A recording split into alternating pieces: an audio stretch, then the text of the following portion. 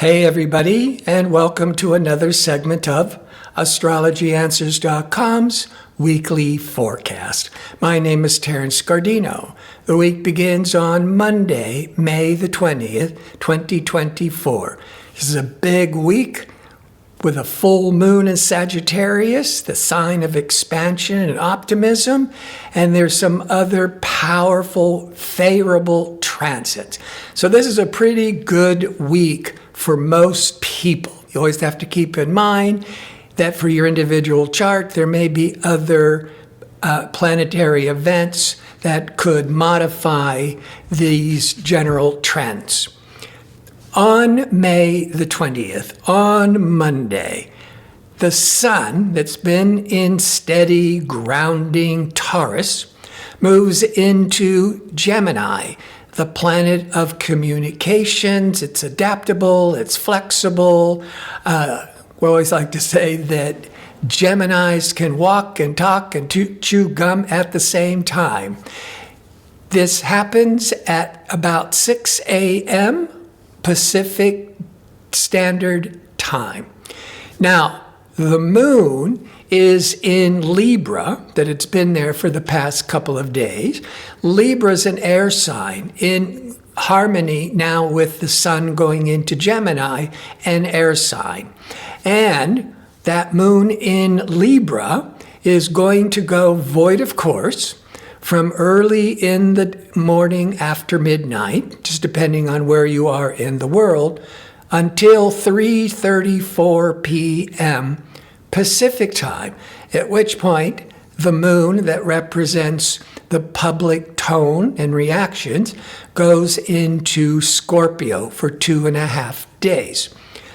As I mention every week, when the moon is void of course, it's changing signs, like from Libra to Scorpio on the 20th.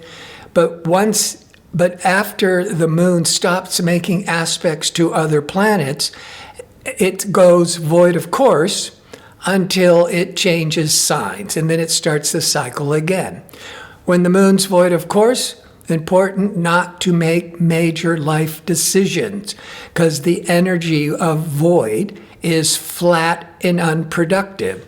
It's just fine to stick with your routine. It's good for reflection. It's good for rest. But to launch an important new project, wait until the moon is out of void of course. When the moon at 3:34 p.m. Pacific time on Monday goes into Scorpio, you're going to feel a big energy shift, because Libra is very sociable for the most part.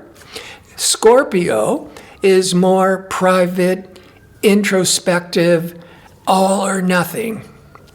On Tuesday, the 21st, the moon continues in passionate, secretive Scorpio, and it will be in opposition or confrontation to communication Mercury from about 7 to 8 a.m. Pacific time.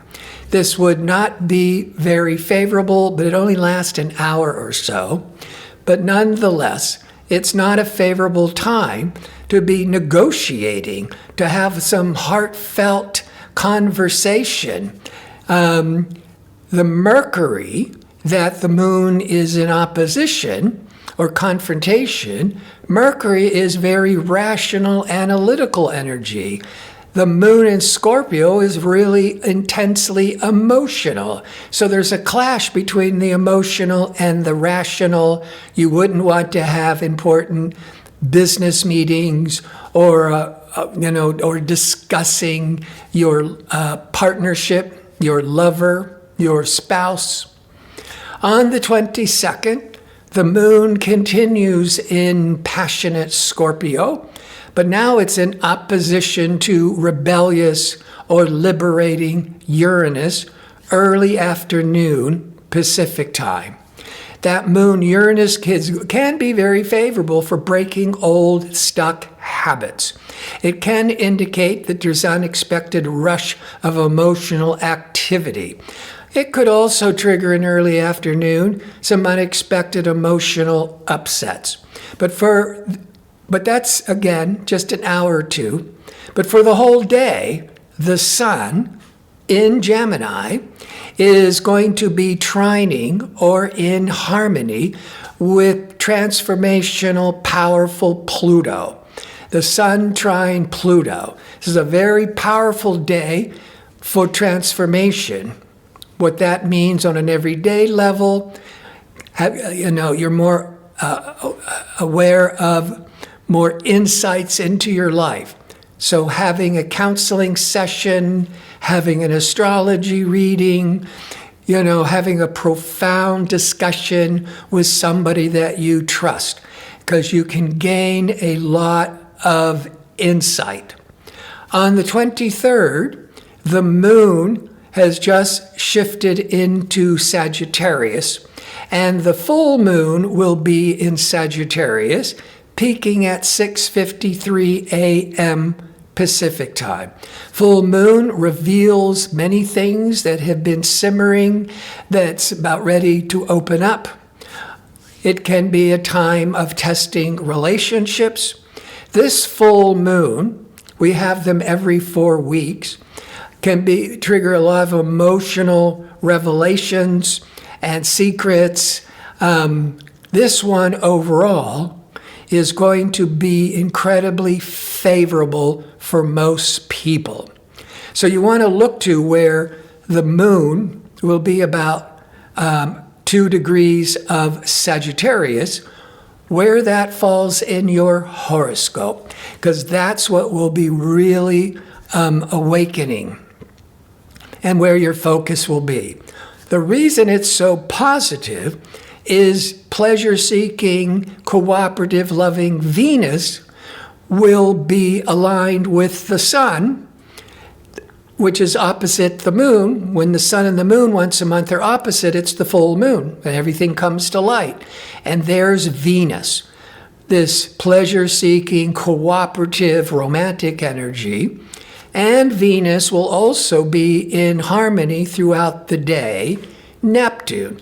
Venus-Neptune can be highly creative, very romantic, more open to unconditional love and acceptance.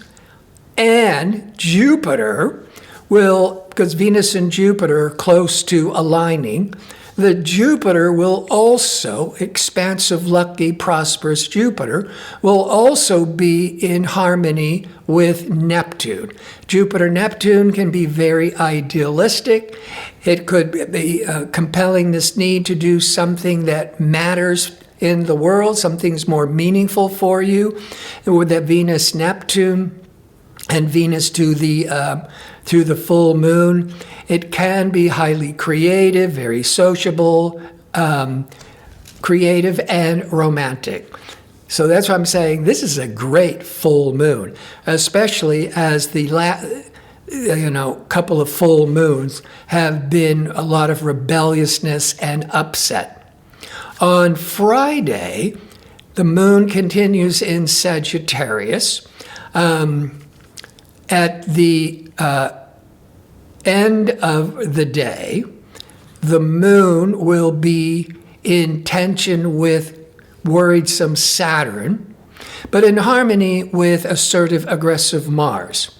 So I would think what this means is more open to taking a risk. You may be very concerned about it.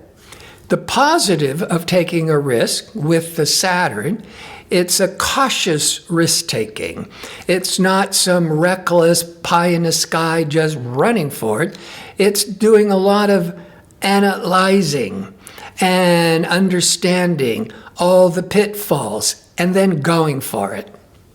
Saturday, the moon is wrapping up in outgoing, positive, friendly Sagittarius, and at 8:36 a.m. Pacific time, the moon goes into Capricorn. Sagittarius is very outgoing and friendly and adventurous. Capricorn is much more pragmatic, more sensible. It's time to accomplish our work tasks. can be a very productive time for the weekend with the moon in Capricorn. But at 4:14 p.m. Pacific time, Jupiter, for the first time in 12 years, goes into Gemini. The Sun, on Monday, had already went into Gemini, and Venus also went earlier this week into Gemini. Gemini is all this interacting and sociability and conversations. So it's an intellectual sign. And here's Jupiter bringing prosperity and optimism, lots of expansion. And finally, on Sunday, that Capricorn, pragmatic Capricorn moon will be in harmony with Mercury from about 2 to 3 p.m. Pacific time. Excellent for business negotiations and having conversations, very grounded, realistic, practical conversations. Good for studying, good for writing, good for maybe negotiating any business deals, as Mercury can be very business savvy.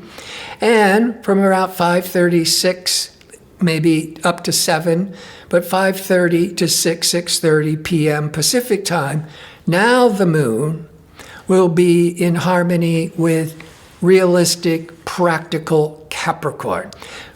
So for most of you, this might be, since it's a late Sunday evening, that you're getting yourself all organized and prepared to hit the new work week Monday morning, just hit the ground running to be productive and achieve your goals.